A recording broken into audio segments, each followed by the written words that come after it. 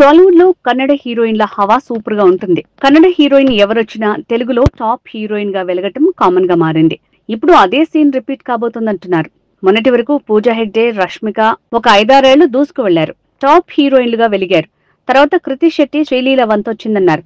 కానీ కృతి శెట్టికి టాలీవుడ్ లో అంతగా లక్ కలిసి రాకున్నా శ్రీలీల హిట్లతో సంబంధం లేకుండా వరుస సినిమా ఆఫర్లతో దూసుకు వెళ్తోంది. ఇప్పుడు కొత్తగా మరో కన్నడ హీరోయిన్ సప్త సాగరాలు దాటి సీన్ లోకి ఎంటర్ అయింది. రుక్మిణి వసంత్ టాలీవుడ్ లో టాప్ హీరోయిన్ గా వెలిగే ఛాన్స్ కనిపిస్తోంది.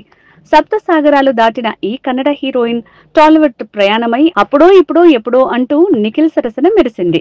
ఆ సినిమా సక్సెస్ కాకపోయినా ఇప్పుడు వరుస సినిమా ఆఫర్లతో తెలుగులో వెలగబోతోంది. తోటి కన్నడ హీరోయిన్లను దాటి పోటీ ఇచ్చేందుకు రెడీ అయిపోయింది. రక్షిత్ శెట్టి హీరోగా తెరకెక్కిన సప్త సాగరాలు దాటి మూవీతో ఓ వెలుగు వెలిగింది రుక్మిణి వసంత. తనే ఇప్పుడు కోలీవుడ్ నుంచి టాలీవుడ్ వరకు ఆఫర్ల వరదని ఫేస్ చేస్తోంది.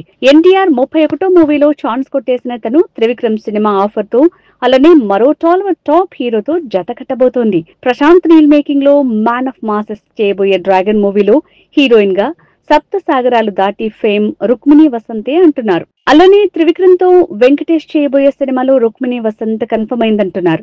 అంతేకాదు మాస్ మహారాజా రవితేజ కొత్త సినిమాలో కూడా ఈ లేడీనే కన్ఫర్మ్ చేసినట్టు చెప్తున్నారు.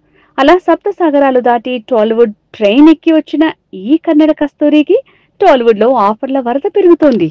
మా వీడియో గనుక మీకు నచ్చినట్లయితే సబ్స్క్రైబ్ చేసి, లైక్ చేసి, షేర్ చేయండి. Thank you.